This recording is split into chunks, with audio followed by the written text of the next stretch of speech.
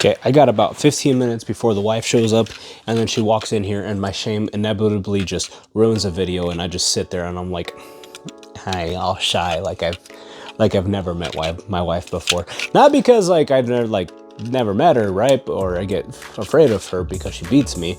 It's more or less just because it's like, you know, talking to myself in front of a camera and, you know, talking YouTube stuff. It's kind of cringy sometimes, so I try not to do it where she's here. Anyways, my name is Angelito. Do me a favor, hit that subscribe button wherever it may be. And no, this is not a microphone. I just don't know what to do with my hands. My microphone's right here, so I'm just kind of holding this thing as if it was a microphone. Point being, today we're gonna be discussing about getting into the car scene. Yes, I know, the age-old question. How do I begin? How do I start? Well, as a resident car guy that's been car guying things for the last probably 7 to 8 years, or before I could even get my car's license to conduce a car, drive a car, conduce a car, either language you want to choose. Ever since I got my license, or was thinking about getting my license, I've been a major gearhead, and I started off not knowing what to do, how to do it, and what cars I like. So I decided that there's a chance that there might be somebody who's a youngin', fresh out the womb of high school into the journey of life, or an older dude that just got a nice car all of a sudden and he decides that he wants to do car things. Well, muchacho, you are in the right spot. As I sit here and yap and try to do this video all in one go, you're gonna notice that I kind of stutter and go sometimes, but this is all off the dome. So call me Mr. Eminem or Marshall Matters of the car scene yapping world, because I am going to freestyle this whole video. That is correct. One take, one go. Let's vamonos. Okay, to start off with, getting into the car scene is probably one of the best journeys, or one of the best things I've ever done personally. It's gotten me connections, it's made me friendships, it's made me realize that cars are more than A to B, but there's a kind of like a beautiful thing that evolves from it. It kind of gets you like this eye-opening moment where you see that cars can be one of the funnest things. You hear in a straight pipe exhaust. Hopefully it's not a Honda, because that will ruin it for you. I mean, Honda boys, much love, but a straight pipe D series with a mini-me swap is not gonna convince anybody to get into the car scene. I'm talking about a straight pipe Volvo. Insert a Volvo clip here of a straight 5-cylinder sound.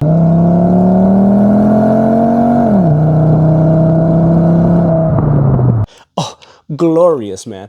Formula One cars, V10 Prime, Senna. Wait, is it Senna? Probably not Senna. I'm probably going too far. Probably Schumacher. Oh my God, those cars sound beautiful. Ferrari at their prime, yes, give me more of those exhaust notes. And that leads me to the first thing about getting into the car scene.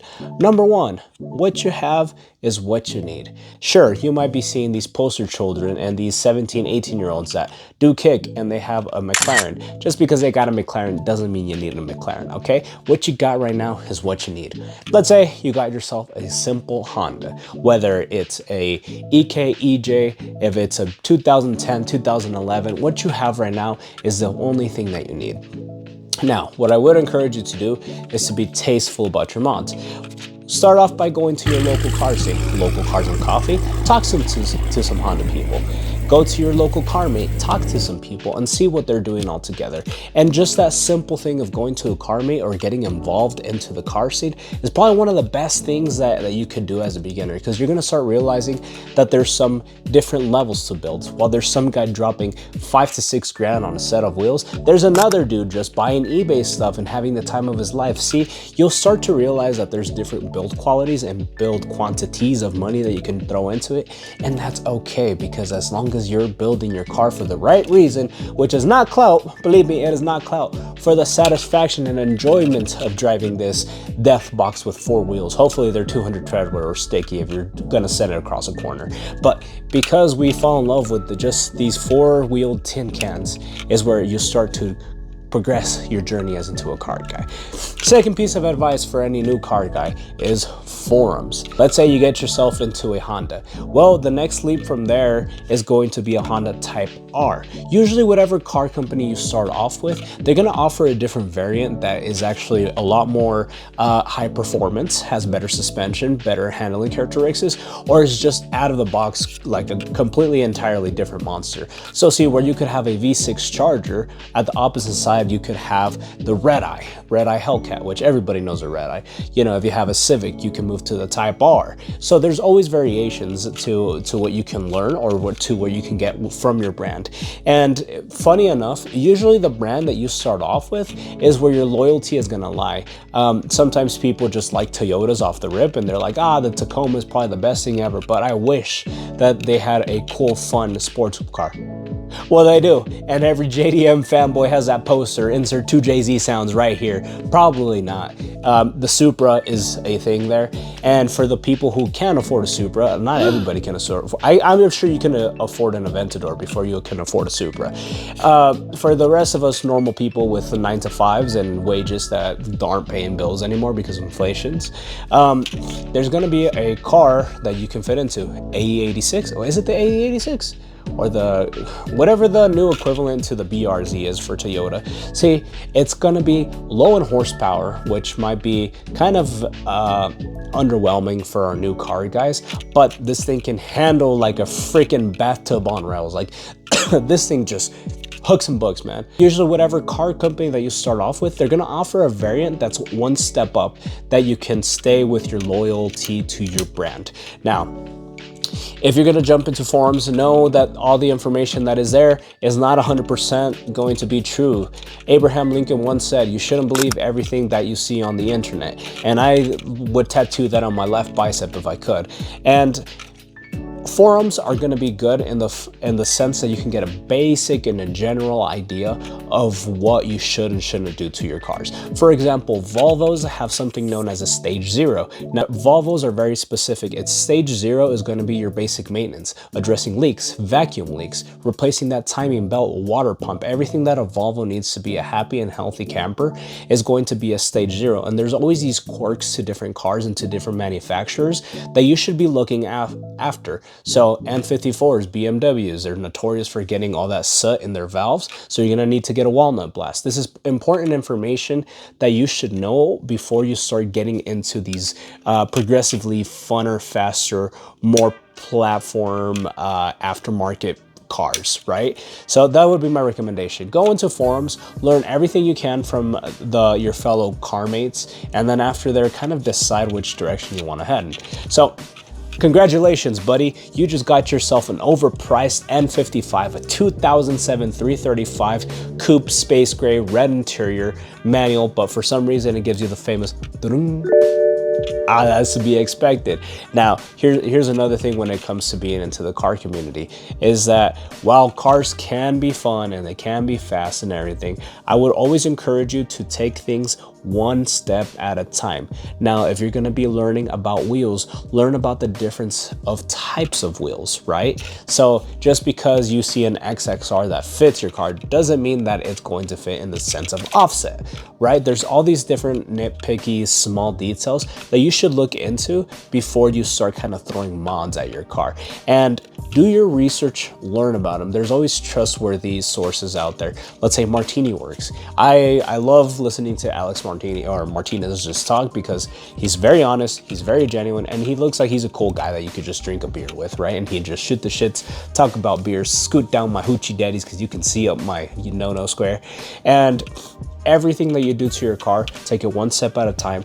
Don't overwhelm yourself with projects and with parts, because the last thing you want to do is have your daily driver or an overpriced car that you paid a bunch of money for and sold your daily driver to get, and then you have like 30 different components that you just bought for it laying in the garage or underneath your car that happens to be on jack stands, and now you gotta ask your grandma for a ride. Nobody wants to get a granny ride to work, man. You just bought a new 335. Stop. Do things slow, simple.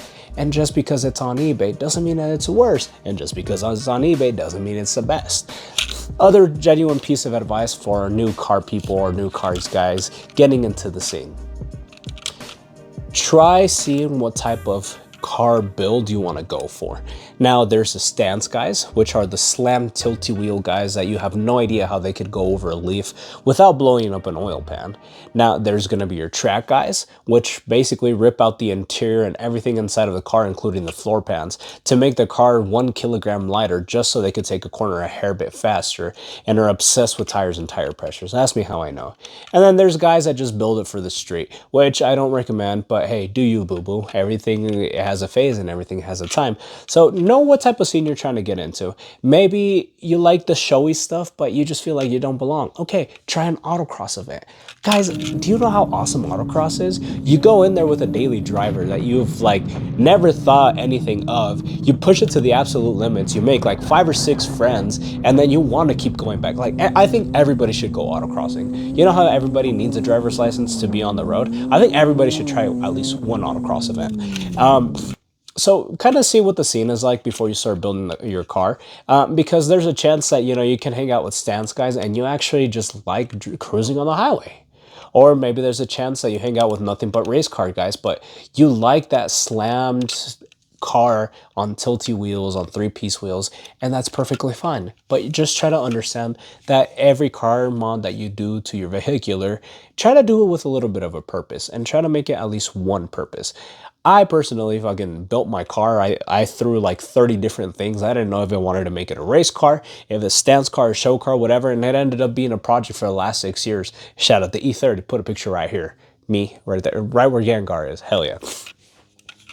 Now, another piece of advice would be, if you're getting into the car scene, absolutely do not build it for hype, for Instagram, for clout, to please others. Man, there's gonna be nothing worse than doing things for other people, for their approval. Man, if you get a car, enjoy it. Drive it the way that you want to drive it. Just don't inconvenience other people. Don't do takeovers at a stoplight where there's an ambulance trying to get by. Don't do that. No. But drive the car the way that you want to drive it, man. And as long as you're enjoying everything that is happening behind that steering wheel, or when you get out of that car and you look back and you say, damn, that is my car, then that is perfect, man. You don't need to justify it for anybody else. Build your car for yourself. And if you think an anime rap all across the thing, if you're still into Attack on Titan, even though I don't know why anybody would still be into Attack on Titan, that last season was terrible, buddy. Does it make you happy? Beautiful, then that's the thing you need to do.